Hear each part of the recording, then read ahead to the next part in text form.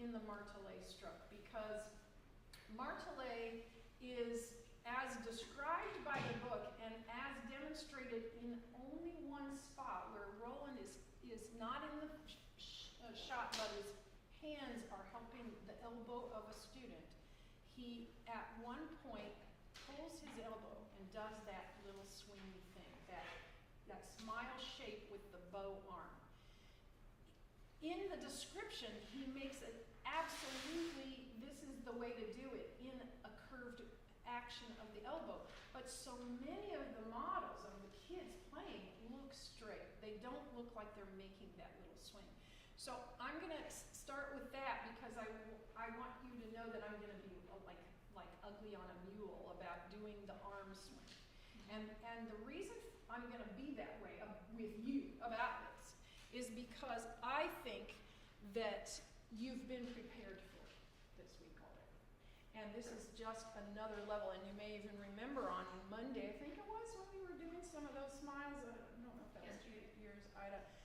The smile shape and the rainbow shapes. The smile shape, I think, I don't know if I said it out loud or if I was just thinking it. This is the preparation for other stuff later. This is a more advanced bow stroke. It looks simple when it's done well. But to get the idea of the elbow actually creating impetus for the weight into the string, and then the movement quickly out and as you release pressure, and then add it in again at the end, is super, that's the definition of what a martelet stroke is. So here's another thing, that word pressure. Tell me your opinions, anyone raise your hand, about the word pressure in its use here or in its use potentially in teaching. I prefer weight. Yes, no.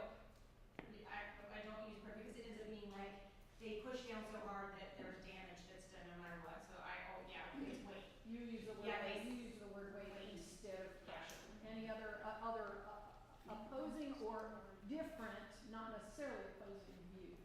Because I have a perspective that may be different than that. So I will explain that to them as weight. But if they still don't get it, I say, okay, I'm gonna have to say a dirty word, and they get all like, what? I love it. I don't know. So I say pressure, but not so you don't want it to sound like this. So do you understand the difference? So then that we go from there. That's beautiful. And you say that to what age students? Middle school. They can. If they're mature. Do they do it? Well, here's the perspective I have. I was writing this book. I've always never used pressure in my teaching. I've always said weight, and it is the weight of the arm. So it's, I think, about as clear as it needs to be. And I was writing about it for this, I don't even remember where it is in the book, but I'm having martelet strokes being done. I was teaching it to some of the presenter training course people. And Jerry Fishbach was my editor. Okay, Jerry Fishbach, what a dear guy. He has helped me more than you might believe. Hours and hours and hours and hours of reading. The teacher's manual was 180 pages, and it was probably 500 pages of stuff before it got boiled down to that. And writing paragraph after paragraph in emails back to me about, well, this and this and this, and you need a period here, and you need to make sure you have a capital letter. I mean, he is attention to detail kind of person. If you don't know him, do you all know who I'm talking about, Jerry Fishbach? He wrote Artistry and Strings and Viva Vibrato, and he also was president of ASTA, and he's was at University of Maryland, at least the last part. He was a public school teacher. He was Rolland's right-hand person when he taught in Europe at the international ESTA events, and so. Wasn't he in Wisconsin somewhere for a while, right? Or Michigan. It was Michigan because he hired Danny Foster, our little guy here, to come to the school where he was. It was Eastern Michigan or something, and then Jerry left there and to go to Maryland State there. I guess the rest of his career, because I think he's still there. So here's what he said about that word weight, arm weight, bow arm weight. Those were the phrases I was using over and over in various places in the book. He said, no, you have to say pressure. I said, okay, I can do whatever I want with my book. You know, I was already thinking that way. And then he explained why. Paul Rolland used the word pressure, and we heard it there, and he used it a few other places as well. In the Teaching of Action book, it's there too, because he was a very particular, exacting kind of person in the use of the English language. And he knew that that is the scientific term of this, when there is something on something else. That is called exertion. Thank you. That is called pressure. Therefore, he had to use that term. But in the teaching of it, he used weight, and so you heard both phrases, one right after the other in this film. He said the weight of the arm helps the bow to have weight onto the string. That's all correct. And what that weight is, he doesn't say it that way. I forget what the phrase is in there, but add pressure, or you need more pressure, or you have too much pressure was the last one. So pressure came up at least 3 times in this film. So I decided that actually, in honor of Rolland and his exacting wordings of things, I'm very particular about that sort of thing too. When I go to a concert and I have a program, the first thing my eyes catch is if the period is missing, or if there's an indentation that's different on one paragraph. You know, that is, some people are like that, and some people don't notice those things right off the bat, but we're all good at the detail, or we wouldn't be doing what we're doing. So that's the explanation.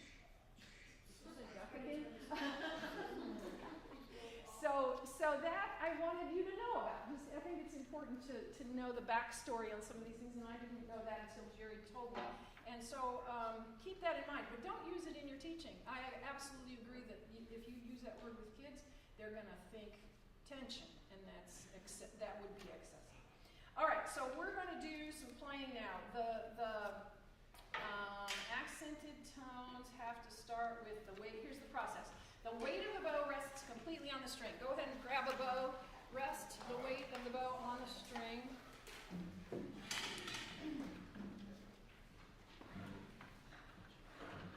Okay, so let's do that with balance point.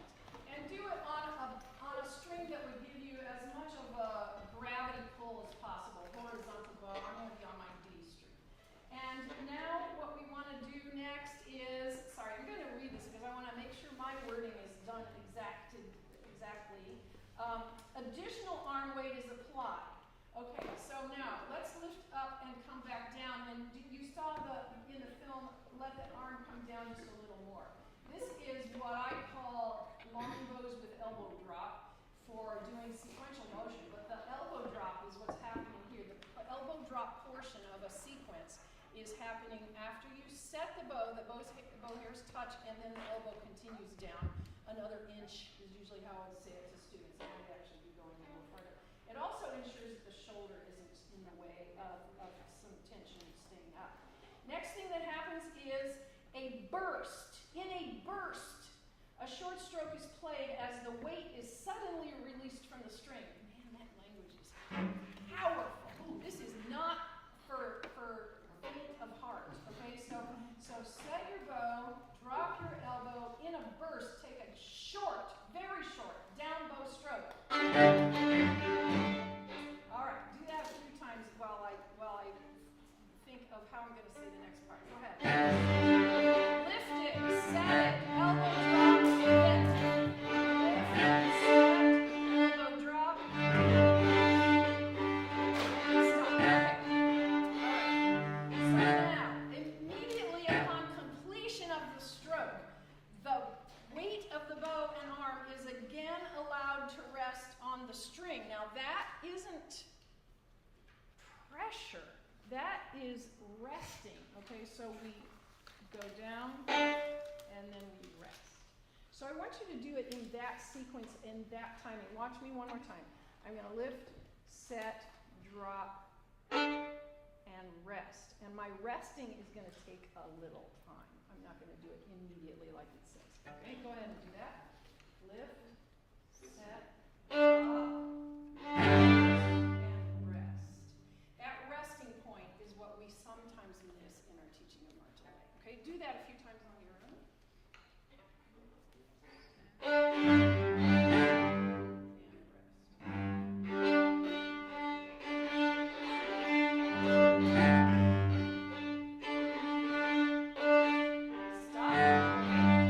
When you do the stroke, make sure that you rest on the string. In other words, this is not a lifted stroke. This is on the string stroke only, at least for now. And it can be done other ways, but for this purpose, we're teaching the bow. We're actually training our bodies to make the bow. Drop into the string, move horizontally across the string, and then rest deep into the string again without any lifting off. So try that a few more times and make sure you're not lifting.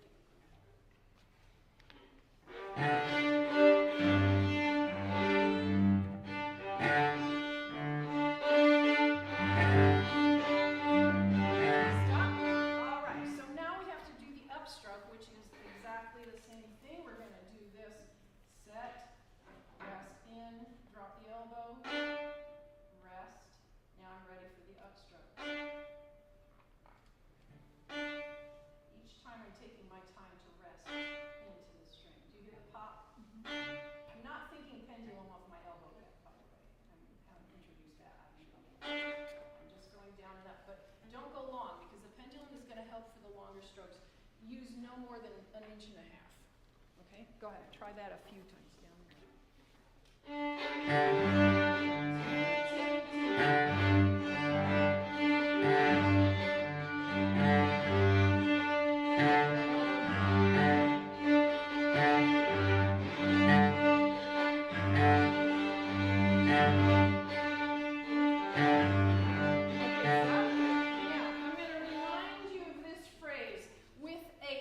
In a burst, a short stroke is played as the weight is suddenly released from the string.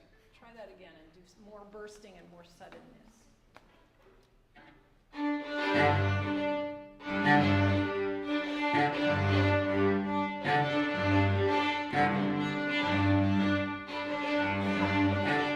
So the attack sound is better now. That's the problem that I often have with students. They'll think that they've got it if they have this kind of a sound. That's bursting to them. Like, no, it's not bursting. Bursting is. Okay, so it's really, really quite a forceful feeling, aggressive feeling almost. So that's how I started. Of course, that's the exaggerated version. And so, I wonder if that's my phone. So now what we want to do is get this pendulum-like swinging of the upper arm in order. You know what that pendulum is going to do for us? Think about if I'm coming down, dropping into the string. Now I'm going to do a burst of straightness versus a burst of pendulumness. What's different in the bow sound? What's different right here? Set, drop. It's going to prevent the crunch thing. Yeah, because it's coming up, it's going to prevent the crunch. And when we come back, it does the same thing on this end. So if you have students, you hear this pow thing, or just all the way across. It's deep in the string. That's great, but it's going straight. It's a flat line. So getting the curved line is going to help that. So try that now. Remember this feeling. You might want to just do this a couple times to just remind yourself what that feels like. And so let's do it together this time. So we're setting, we're dropping, we're going to burst, but we're pulling from the elbow pendulum swinging up. Just do one stroke. Go. And your elbow's going to end up with lots of air under your armpit. Okay, do that one more time. Lift up, set down, drop, go up. Feel that swoop up. Okay, now we're going to do the next level, which is set, drop. We're just going to swoop up and swoop back. 2 in a row.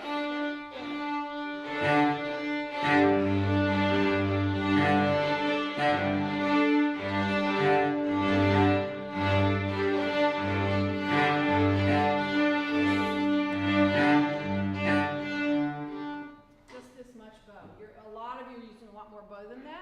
This pendulum will encourage you to use more bow, by the way, but try to keep your pendulum so compact that it's only going to allow you about an inch or two of a bow stroke. And here's the word he uses, pop. It's a pop at the beginning. So I love that he did that. That's a great sound.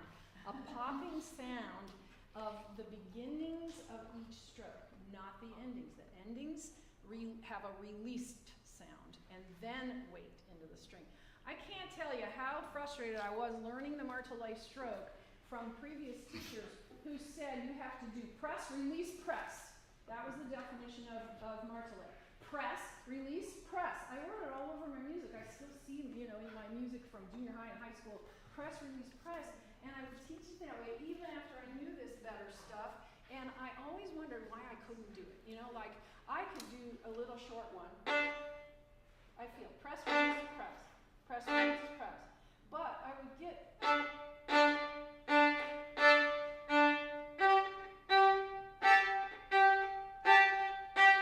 doesn't it work? I was so frustrated because the longer ones don't work with press, release, press. They work with elbow swing, bilateral motion helping with it, and having... Actually, you don't have to be much longer than about a half a bow length for this. If you're going to do longer than that and you want that attack, you're going to sustain. Longer one usually means sustaining.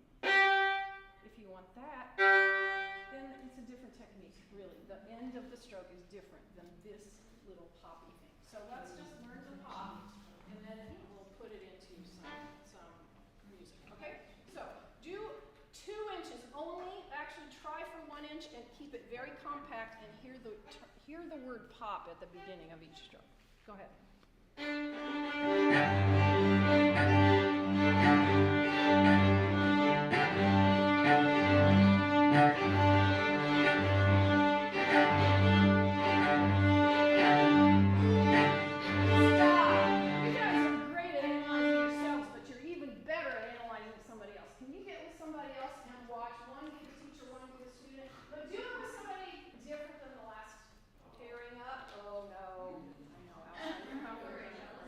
Go with somebody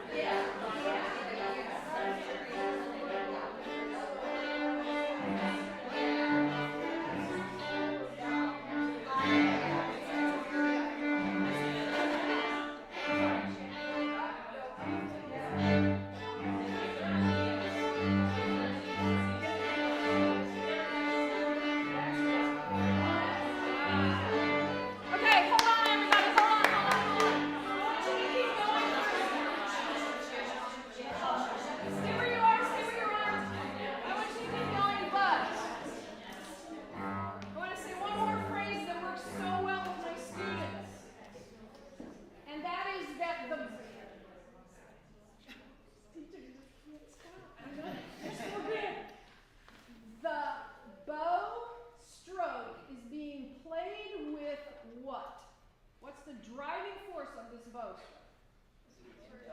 The tip of the elbow. Use elbow language. My elbow is actually making this sound. That's what I see my students. They're like, what? My elbow is making the sound. Okay, so now go continue what you were doing and think in that way. It kind of shifts in your brain. It's not shifting in your body. It's shifting your brain about elbow does the sound. Go ahead. Yes, tiny swing stroke. It's a swing stroke.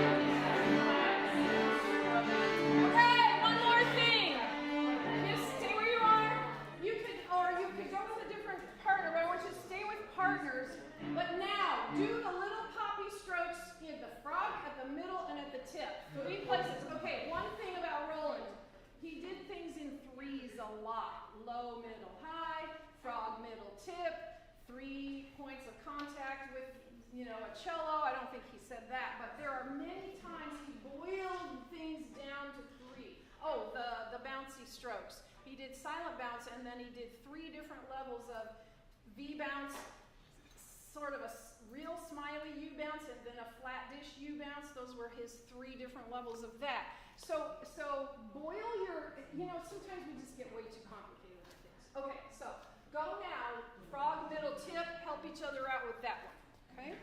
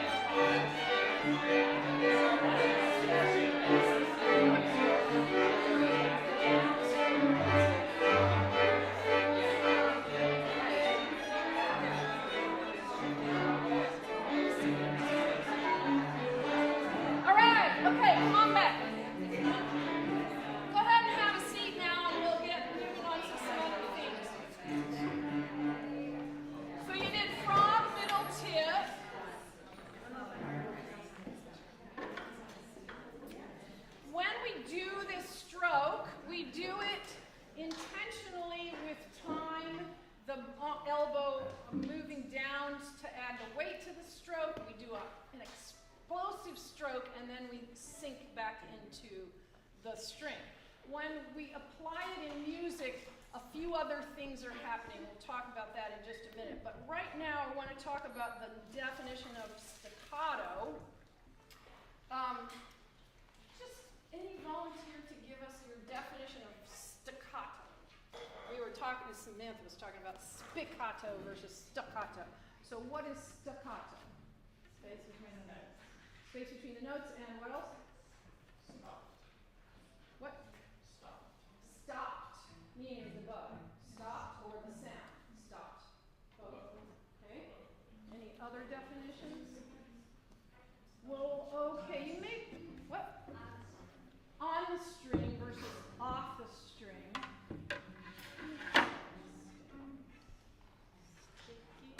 Okay, in the definitions that I'm hearing, it is basically the short and separated sound. I mean, if I were to use other words, that would just be another way to say that. Short and separated. If it's the sound that we're talking about when we define staccato, then it's not the bow stroke we're talking about. But historically, it was a bow stroke. And I was shocked when I found this, because I didn't read it when I had the book as a young teacher, that the terminology in string playing, staccato, this is on page 142, denotes two or more short strokes in the same direction, in the same bow stroke.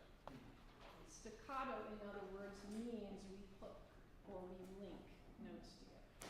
So I always used hook bows for that term, and in history, and we did find an old dictionary that had it in it, that almost the same definition that's in the Rolland book, of multiple bow strokes, two or more.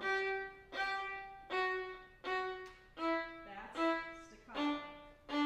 It's not defining, also this would be staccato. Interesting, isn't it? By definition, that would also be called staccato in the old days. There's probably a reason why that definition went out of favor, because I never heard it from my beginning all the way through my playing years until I read it in here. So that's just a little point to be aware of, because you may come into a conversation with somebody who knows staccato as that, as two or more bow strokes in one direction.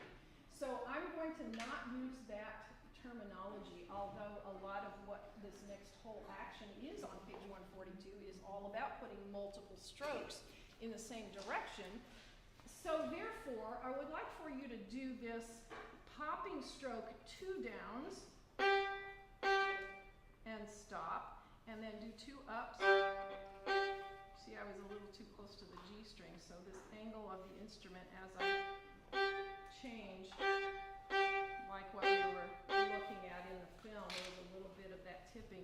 Go ahead and try 2 downs and 2 ups, but always sink in, have that sinking in feeling before you start, and then after you stop. Go ahead and do that.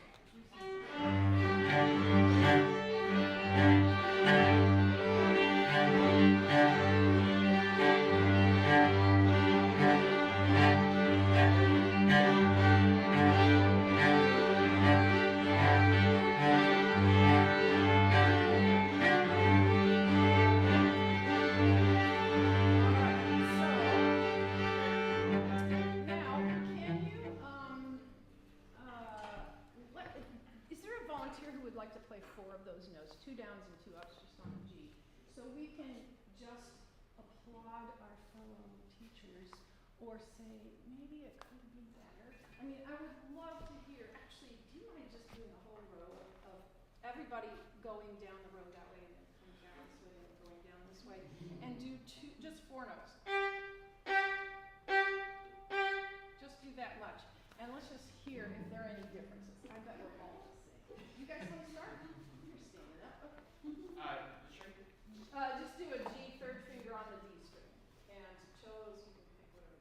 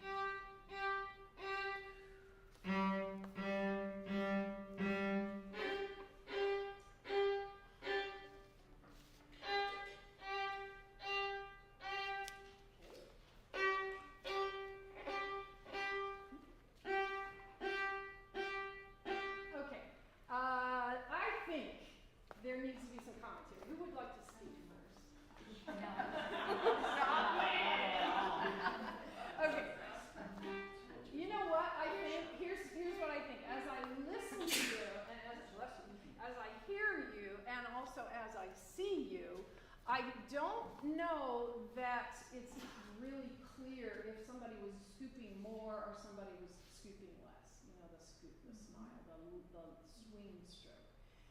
However, in slow tempos, I would like to see everybody, including everybody, exaggerate your motion. Would you please do that? Everybody now together, I'm going to be watching you, okay? And I want to see that really scoopy, swingy swing stroke.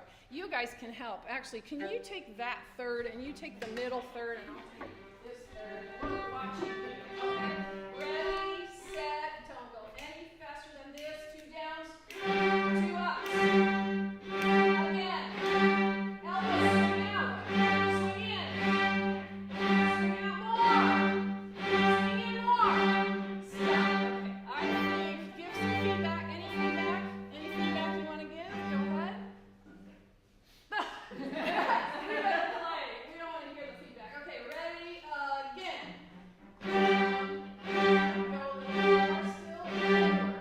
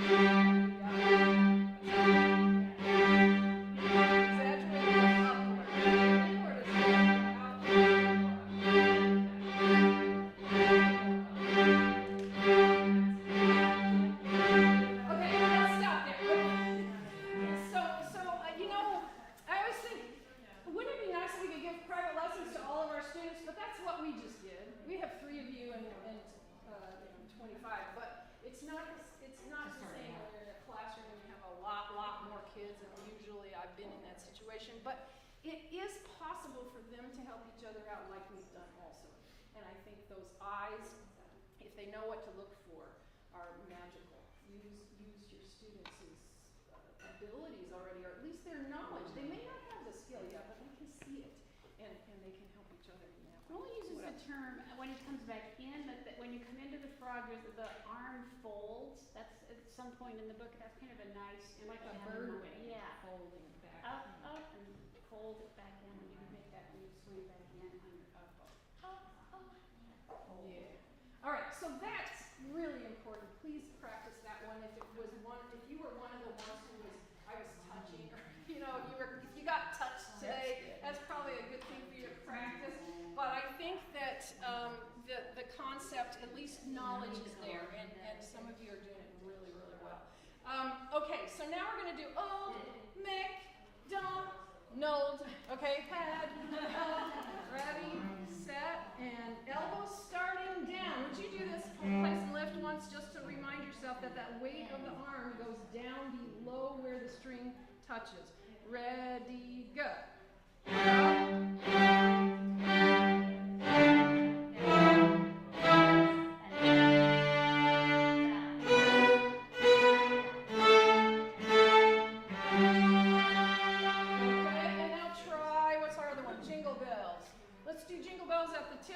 So the upper third, I would say about there in the bow. Now this is a little trickier. Would you go up and come down and then make sure your arm weight continues down below where the hairs touch. Ready, F sharp, and.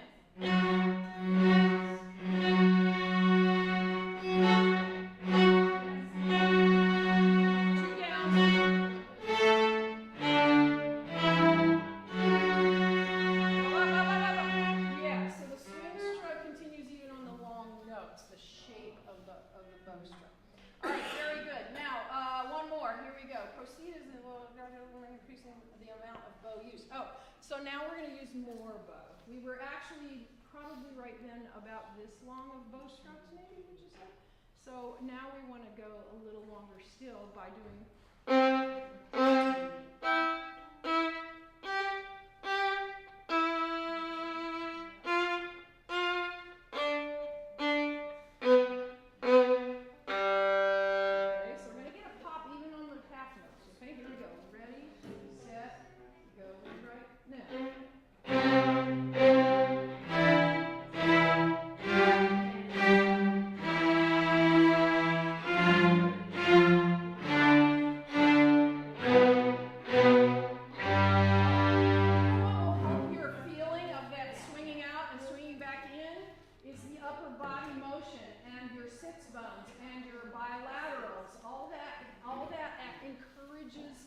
the exaggeration of the motion, and by the way, this is the exaggeration of the motion I'm asking you to do. You wouldn't necessarily do this much moving in that way for martelet in a performance. Okay, let's try it again.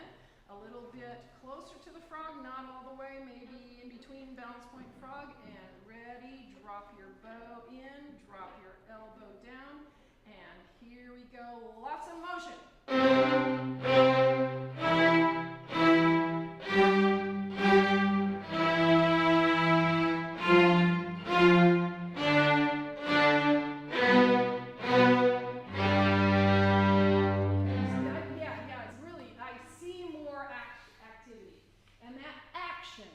Prevents excessive tension and also makes for better tone. The sound was better that time when you moved more. So just keep that in mind when you have your groups. And you know, you multiply it times how many people are in here, times how many people you have in your symphony orchestra string section, which often for me was between 50 and maybe 80. 80 times that amount of improvement makes the audience go, wow! That's what the impact musically can be. So keep that in mind as well. All right, now we're going to do grouped staccatos. These are defined as slurred staccato, and slurred staccatos are now going to be faster than what we were doing all the way up till now. And the faster staccato movements are not quite just, it's just like if we were going to do bilateral motion.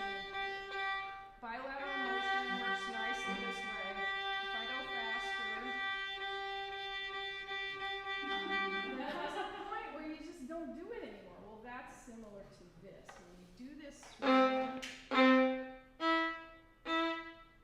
that's fine. That works nicely. But if I'm going to do fast, like that way, it's going to have to be more with the finer parts of the body, finer motor control and motion. So yes, there's a response in the whole body, but a lot more of this, we were actually asked about, we were talking about that a little bit before. Is there some of this pronation that's causing that pop? Yes. It actually already has been going on there. When you do the pop motion from the elbow, it turns the hand into a more pronated position. Now we're going to feel that more of the action is happening in the finer parts of the body. So, would you do just, let's do G, this speed. No, I'm not going to do the scale yet. Let's just stay on G. Do 4 downs and 4 ups. You'll feel the elbow gently rising and falling.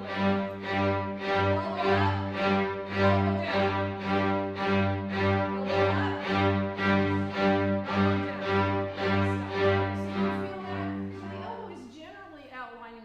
But it's not doing it with every single impetus. It's doing it more. The impetus is coming more with the pronation in the hand, but the elbow is guiding it, leading the way. Elbow language, all the time elbow language seems to actually really get the results for students. And now let's do that scale. What you heard in the film is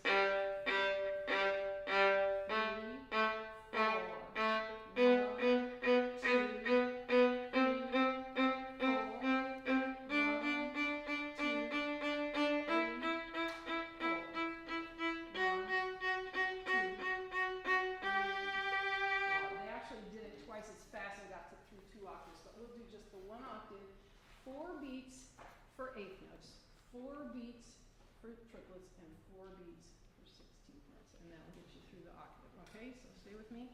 Ready, set, 8 notes.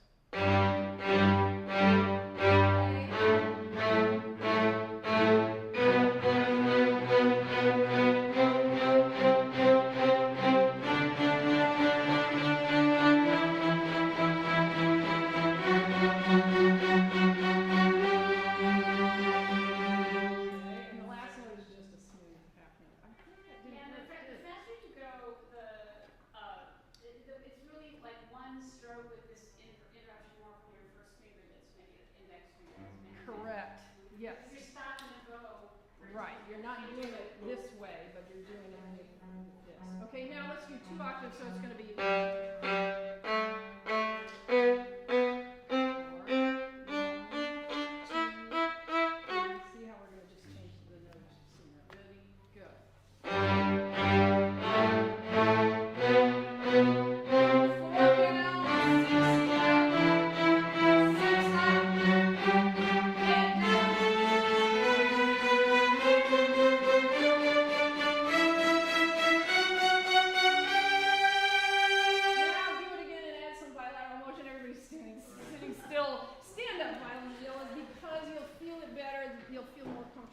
Actually, kids always say, oh, I don't want to stand. Oh, it hurts my body. It actually hurts you more if you're sitting. Okay, here we go. Ready, set, same thing. 4 up, 6 down, 6 down, 8.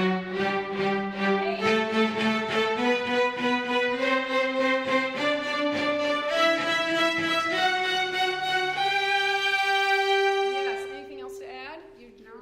Anything else to add? Okay, go ahead and have a seat. That was beautiful. And playing 2 or more groups now. Am I out of time yet? No, we have just, okay. We have 2 or more groups on the same bowl. It's basically what we just did when we did the scale. Melodies with grouped staccatos. Okay, well the grouped staccatos are the faster ones, but here is a little tune at the bottom of page 143 that goes like hot cross buns. I'm thinking elbow right here. Now I'm thinking general elbow, more finger.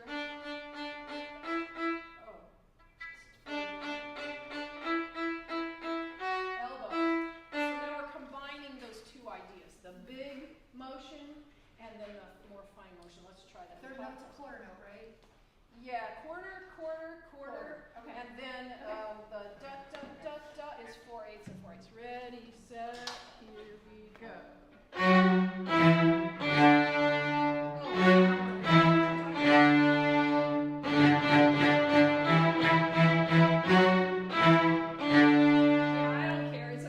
Staccato in the book. I always play it with a long sound anyway, but yeah, what you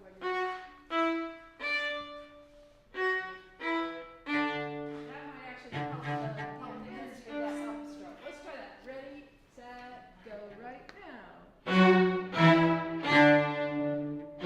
Elbow. Yeah. Elbow. Yeah, elbow language. Yes, thank you very much. Okay, we have next up developing flexibility. I love this chapter. What?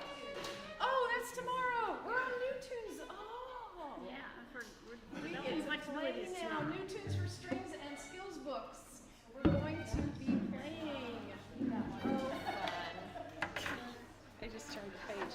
Okay.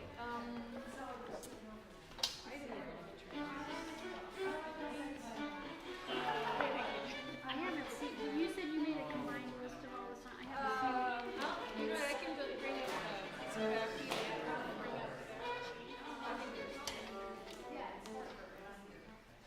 I'll bring up the PDF.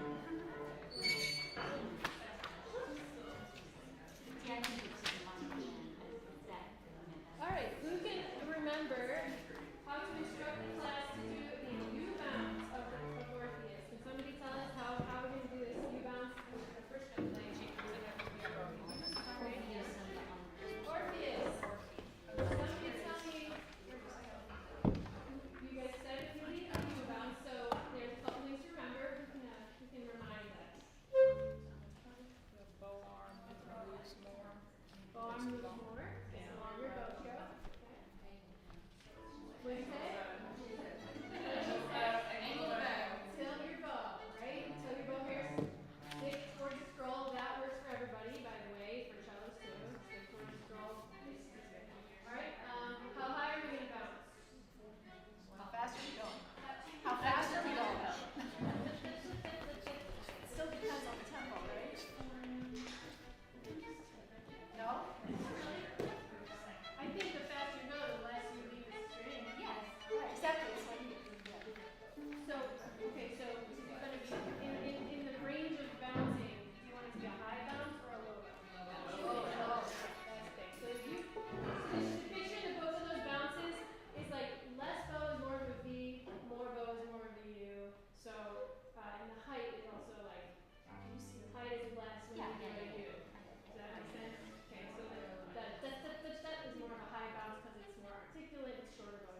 The like E1 is a little more bow. A little high, a little lower to the string. Okay, and then when you do your accents at letter A, let's hear a little bit of that martelate type of beginning stroke. Are we playing first and second endings? Yeah, let's do first and second endings. Let's just do the whole thing. We don't have the whole thing, we just have one page. I passed out the whole thing. We made Oh. new copies, so you don't have I'll it? just fake my way. You know how it goes, probably. I have a score. No, it's okay. Come on there. I'll do my best. All right. Yeah, do major. Thank you for the reminder. Okay.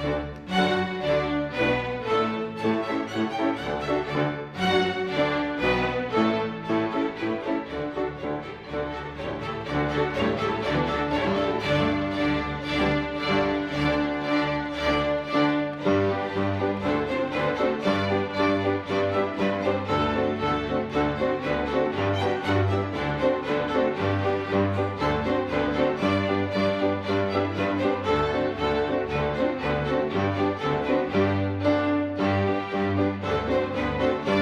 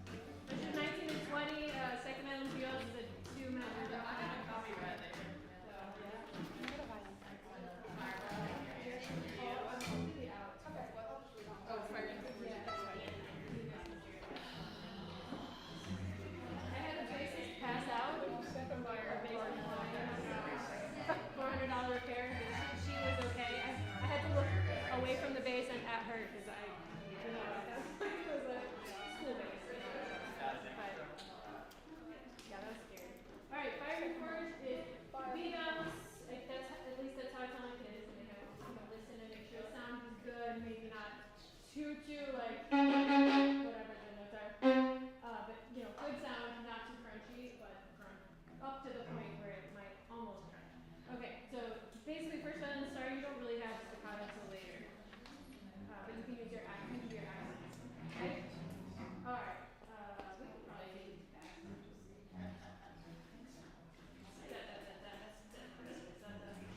okay?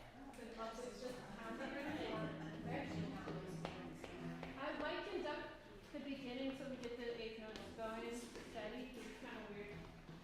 Okay, ready? 1, 2, 3, go. 4.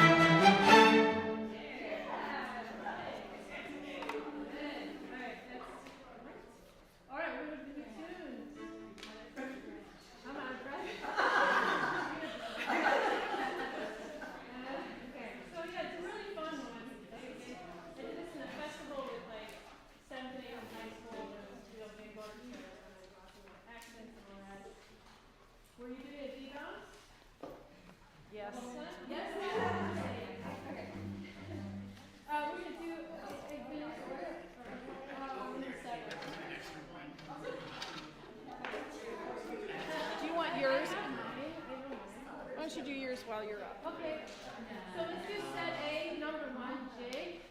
I'll do the ones I was picking from first. Book 1.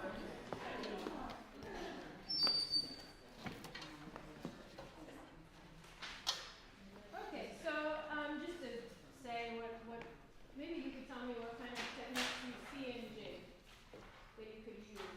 The actions to reinforce the students'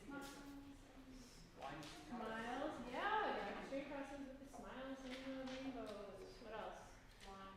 Slime staccato on the student's part for sure. What else?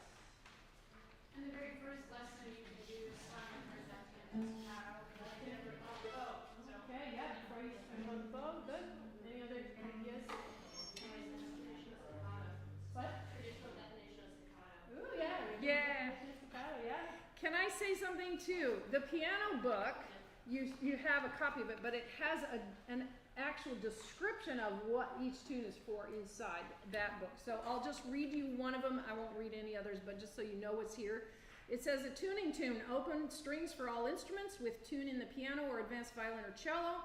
Part 1 is built around open fifths of the violin and the upper 3 strings of the double bass. Part 2 around the open fifths of the viola and cello. Either part may be played separately. Play open string parts in either of 2 ways. Left hand pizzicato to strengthen the finger and shape the hand. Double bass right hand pizzicato. Or bowing on 2 strings to develop firmness of tone. The advanced tune of part 2 is on cello, only moderately advanced, and may later be played by a student. Double bass may use either open string or the harmonic an octave higher. Wow. I mean, so I always had just the student books, and I didn't have this book, or I did and I never read that part, but that's where that's where it all tells everything that doesn't show up in the student books. Okay.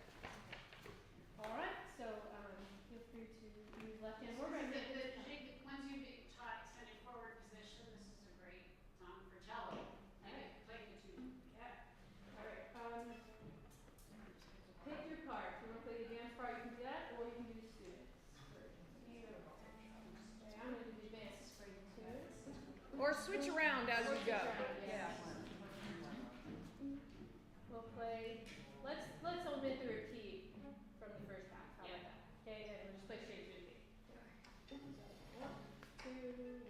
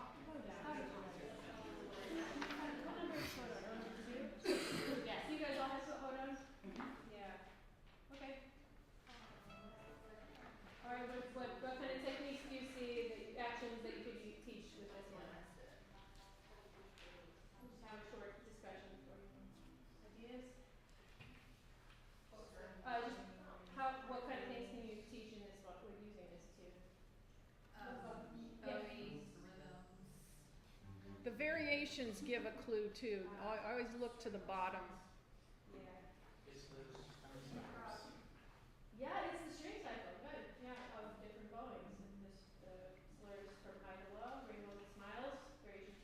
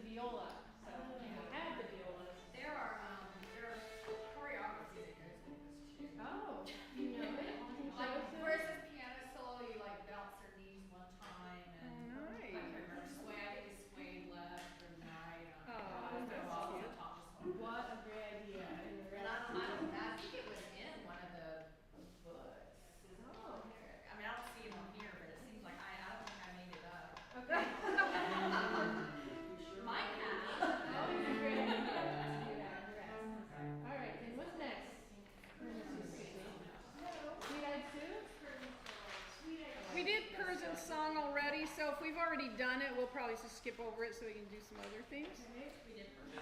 Student activity number 9. Okay. Is that one? Oh, we did that already. We did student activity. And we did jungle dance. Okay. What's next? In March. Let's do number 9. Student activity. We did maybe a different. Yeah, we did part of it, but that's okay. We can do it Let's do in that. here. Let's do it. Okay, number 9. Student activity. Oh, Is, yeah.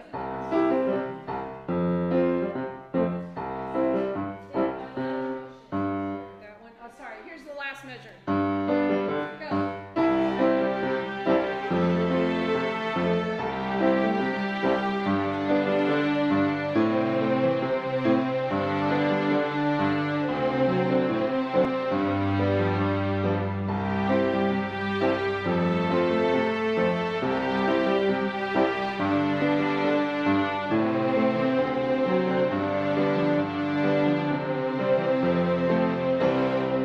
Did we do harmonic? Great example of bilateral. Bilateral. And switching to unilateral. And Yeah. Okay. Alright, we'll go next. I have, at least in set A, March next. Is that what we have in set A? Okay. 'Cause the sets don't, the sets don't go like, we're gonna have to recycle back to the book, if you're gonna go all of them. So March is number 12. March is one I had down for Martele, Yeah. right? Yeah. Okay, so. Popping elbows on this one. Yeah, and then we'll do variations. Let's go ahead and do variation 2 after we do the first run through. So we'll repeat it on to variation 2. Yeah, so Martele then stick on. All right, ready?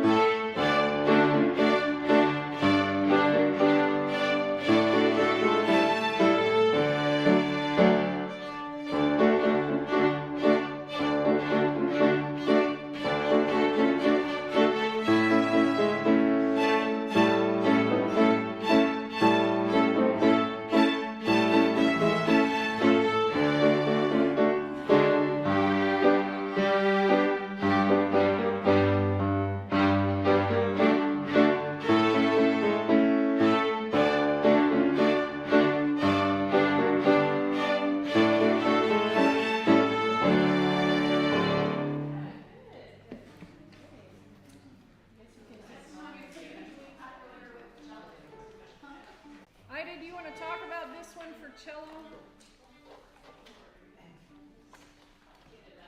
The last one, March, is an octave game. It's an octave, right? The cello is extended back position, so you can play. So you play in usually in first position, with extended back. With marks advancement, you can shift starting in extended back position and then shifting to fourth position. And have this. So every other D can be open or fingered, which is also really fun to play too. Okay. Tempo. What you just played, Ida, okay? Yeah, that sounds Tempo great. wise? Okay. Here's the intro.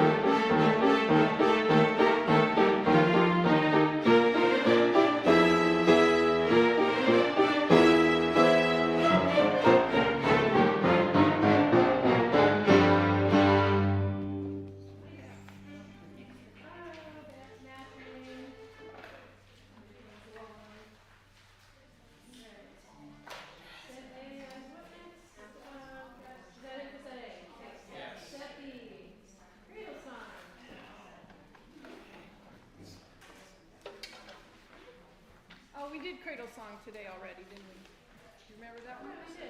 Remember that one?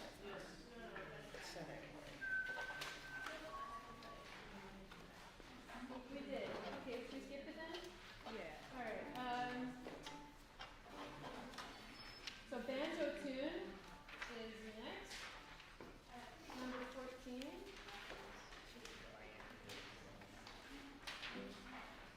Who likes this one? Did you do this one?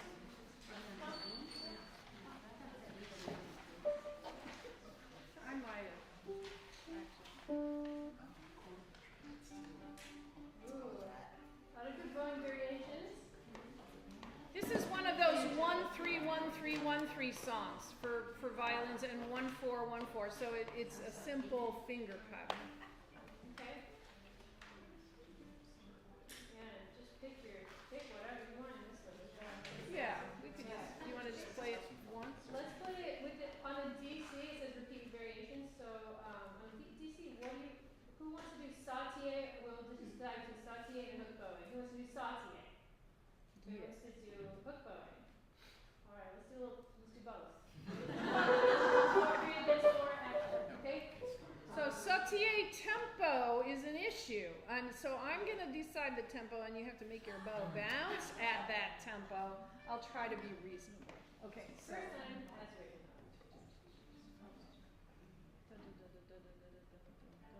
Ready? Here I go.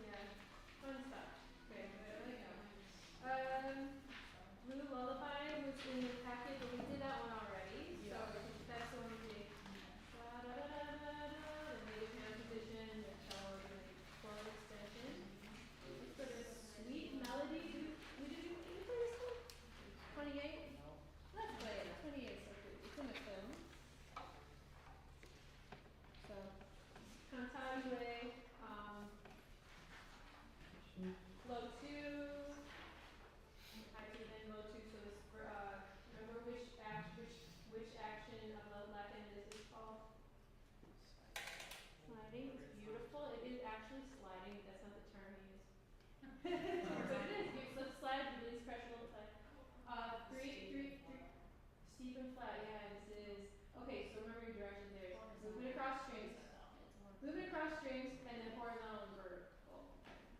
This is horizontal, vertical, across. Yeah. Horizontal finger movement in this one. Okay. And then pedal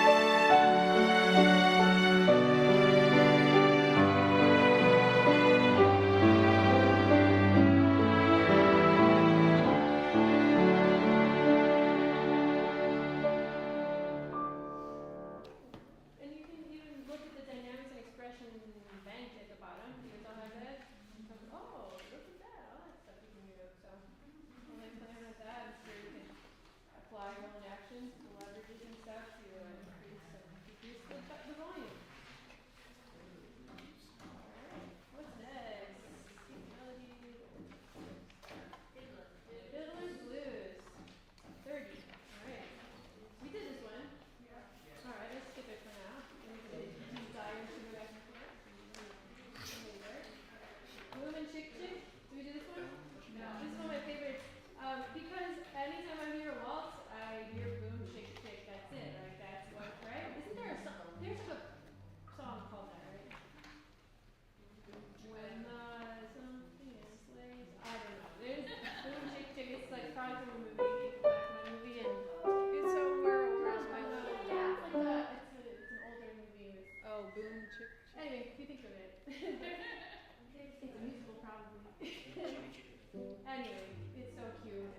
It's just what a waltz is. So you can really talk about the waltz, and I mean I've played tons of waltzes in my orchestra. You gotta introduce that at some point, and you know the basses are always on one, and the violas are always on 2 and 3. It's like 2 and 3, and that's great. So that's 40. Other things I liked about this one, rebound, right? So if you're playing a simpler part, the circular bows with the bilateral motion. What? The up, 2 up bows, yeah, the chick chick with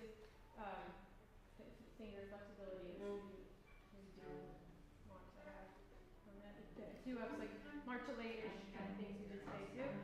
Bilateral motion. I wrote down 1 and 5 chords. We talk about 1 and 5 chords in this one, I guess. Because it's only 1 and 5. Alright. You can pick your line or switch between.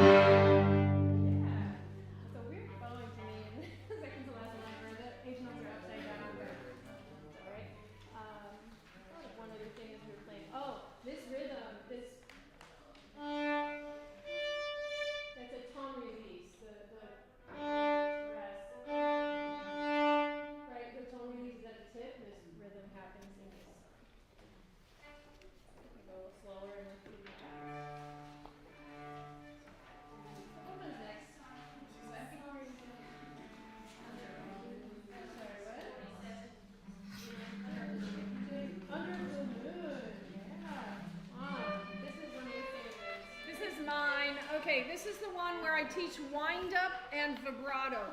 So we haven't gotten to the vibrato chapter, but could you all just play 3rd position A on the D string? Is that what that is? Yeah. Everybody just play that note. Add vibrato. Okay. And stop. Okay, so now play open D, slur to the A, and start the vibrato as quickly as you can. Go. D, A. Stop. Now do a wind up with this left hand before you hit the A. So you're going to go, while you're playing the D, you're going to go backwards a little bit and land as you come forward. So that's the wind up coming forward. Ready? Go. D, A. That's the purpose of this song that Rolland wrote for the purpose of doing a wind up and immediately getting the vibrato to sound. Michelle, you're going to shift up, while you're doing that wind up, you're going to shift to 4th position.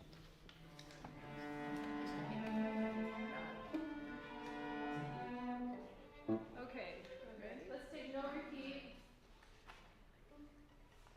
And in the book, this has a page turn.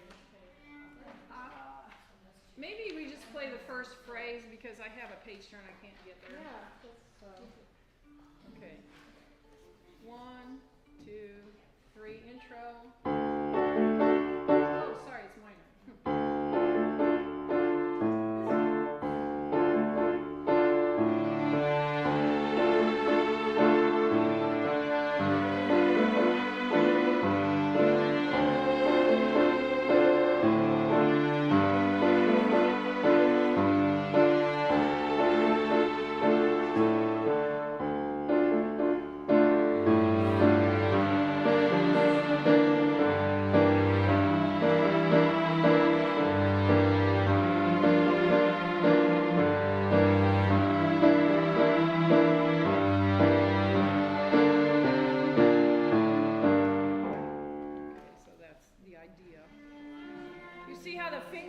from 2 to 3 to 3 to 3, so that you extend, you actually go up a half step with your third finger, avoiding 4 at these stages. Okay, what's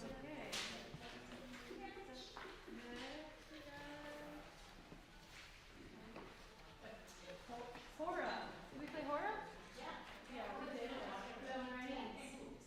Should we play Hora again? Oh, we haven't played it yet. Oh, okay. Two speeds. Okay, why do we like Hora? Okay, it's just the best song of all the whole 2 sets. Kids like it. It's engaging. It's string crossings. It's relaxed circular bowings. It also gives you a chance to say, hey, or if you want to, or to nod your head if you want to, or to bend your knees if you're standing. So would you please do something during the rest? You can shout it out or move it. And what do you think? Should we play with repeats or without? The typical way in the film is to do it a moderate tempo first and then to repeat it faster like we did with the peasant dance. You want to do that? Okay. And yeah, with repeats? With repeats. Let's do Yeah, repeats. yeah, I think so. Okay, so here we go.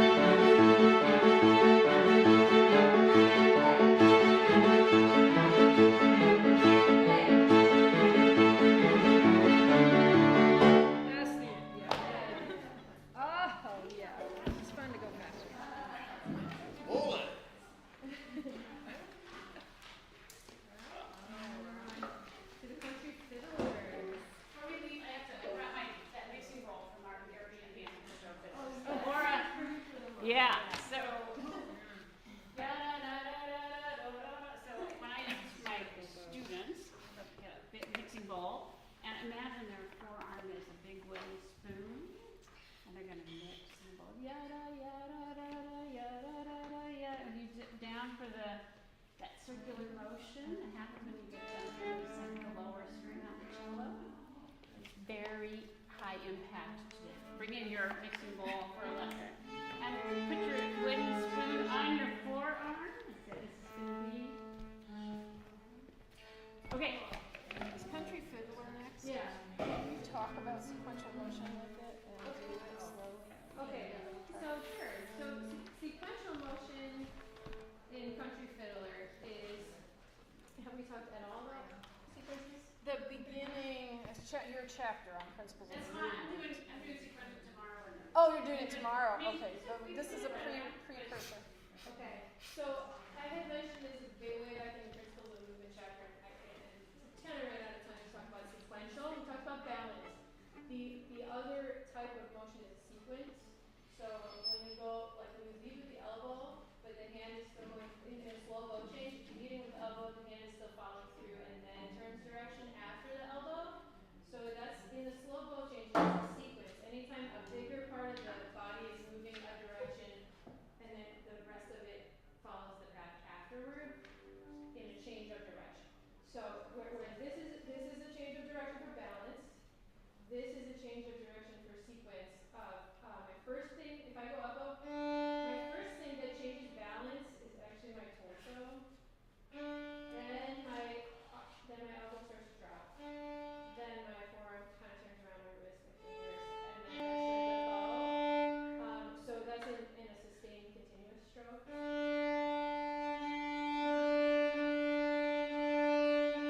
Same with the opposite direction. I'm going kind of leaning left before I begin my elbow. Then the elbow kind of guides this. A lot of our things we've discussed are a sequence.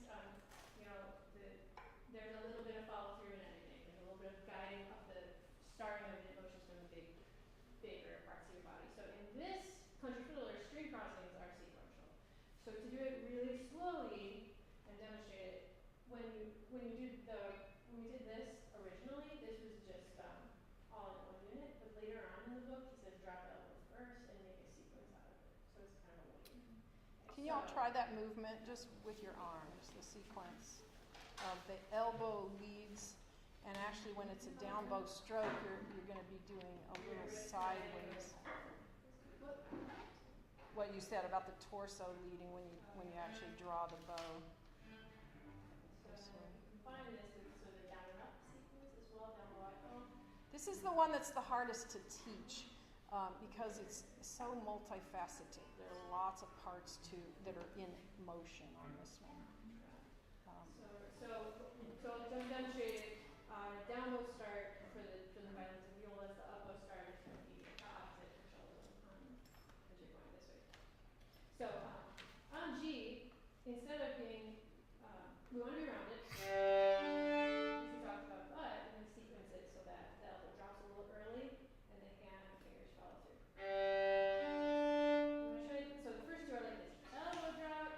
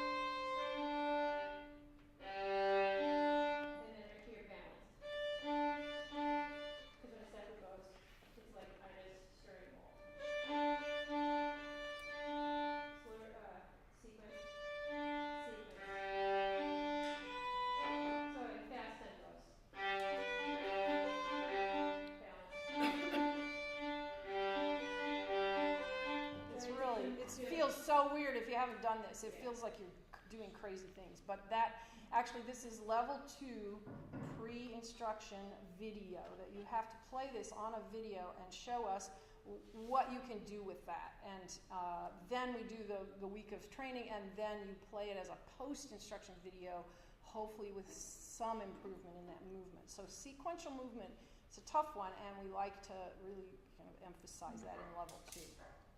Okay, let's play punch. So, are we not going super fast in it? We're trying. No, not super fast. And whatever tempo you want, though.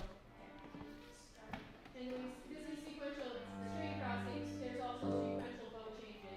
Anything that's big to big first, then small parts of the body follows.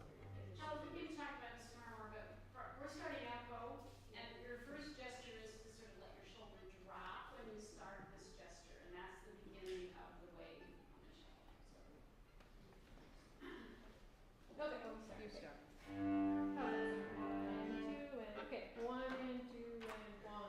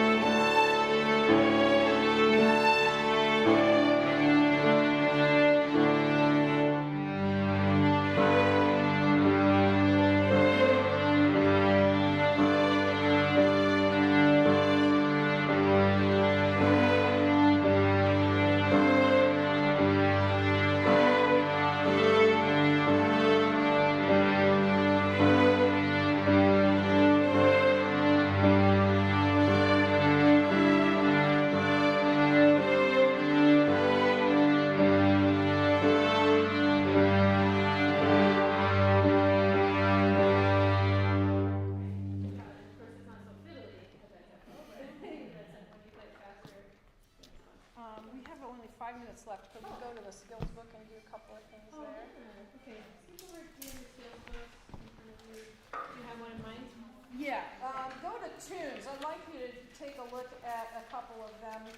The first one is called Top Tech Tune number 18.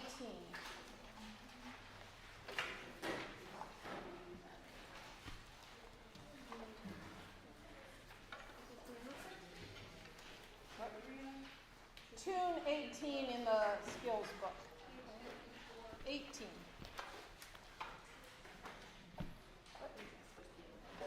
Oh, no, there aren't.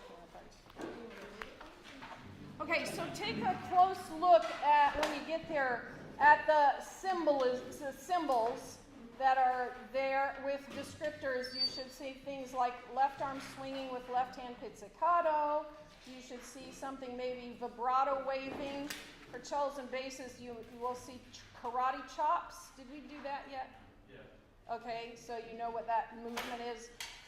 There's left hand tapping, and when it says left hand tapping, that's actually on the fingerboard or wherever, whatever string is indicated in the little X notes. That's intentional for certain strings.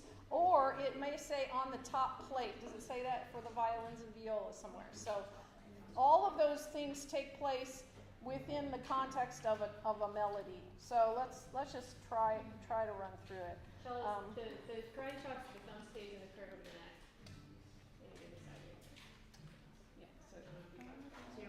We won't go too fast on this, just so you can get around, because there are a lot of different things you have to do throughout. That's why it's called Top Tech Tune. It's got left arm swinging, shuttle, knuckle knocking, tapping, karate chops, and vibrato. And ready, 2, 3, 4.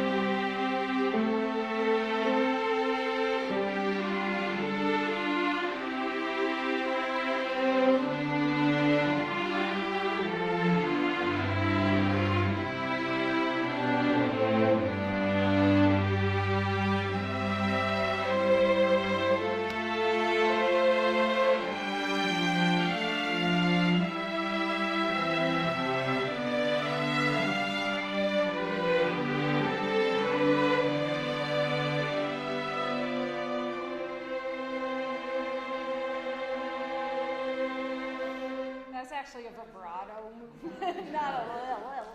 But I will tell you, that's the first time I've heard that tune live. That just gave me a thrill. That was pretty cool. Okay, so that one is obviously for lots of vibrato, but you could go faster in it once your students are prepared and ready to move around a little quicker. The other one that I like very much for you to see is March to the Scaffold. It's the next one, tune 19. This one I did many times as a high school orchestra director. This movement from Symphonie Fantastique is so engaging, and my favorite spot in teaching is this. That's what this is. It's based on that. But we're going to always have problems with the ability to coordinate that hooked bowing down, down, up, down. So one day I had Allison Dalton, a Chicago Symphony first violinist, come to my school and teach us a different bowing. And I didn't intend for her to teach a different bowing. I had all the violins and violas in my top orchestra there. And she is just one of these kind of people. You just love to be around her, and she's just full of enthusiasm, and she shrieks a lot when things aren't good, which is indicative of her standard. But she taught us this other bowing. So I want you to look at the two bowings. There's bowing A on the top of the first line and variation 1, and bowing B on the bottom. I would like you to just play through variation 1, and you know what linked bowings are, but I think the special one is what she brought to us, and this is what the Chicago Symphony does when they play this piece. They go up, down, up, down, up, down, up, down, up, and you lift off on the up. There's your movement of little arm swings. It just works so perfectly with Rolland Pedagogy. So let's try that tempo at variation 1, which is the first variation. 1, 2, ready, go.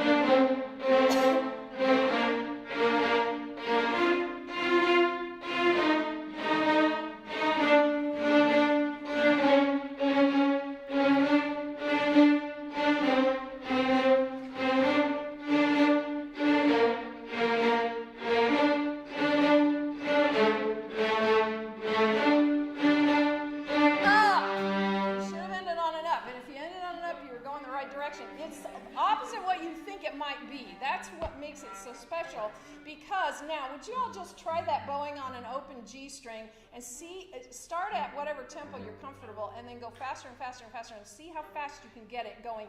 Because she could play it, fully up to tempo. It has to be at the frog, and it has to be very lifted.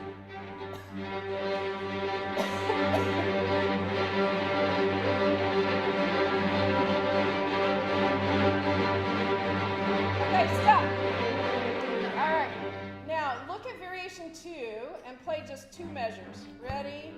At the same slow tempo we were at before. Here we go.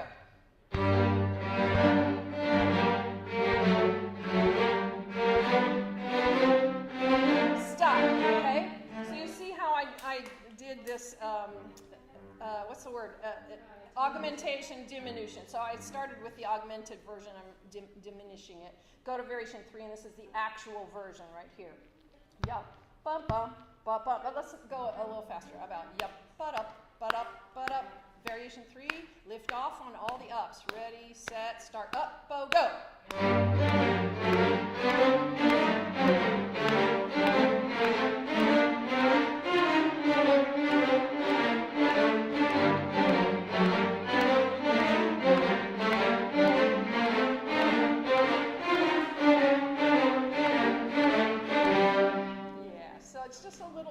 But it really does teach in a beautiful way with beautiful music. And this is the figure flexibility thing that I just want to talk about, so I'm really Right. to be able to do it. We haven't really done that yet. Okay, we're over time for the party, so, well, not really, 4 o'clock, but get there when you get there. Are we going to the place that's on the email? Oh, the place, It's called, Ironton Brewery. It's right across the street from the Haywood Mall on Haywood Road. and you did send that in the email, I think. I sent the name of the restaurant, yeah. Yeah, so it is that one. Okay, Thank you. all right. There's a variety of foods, so it's not Cool. just- Sounds great. All right, thanks for another great day.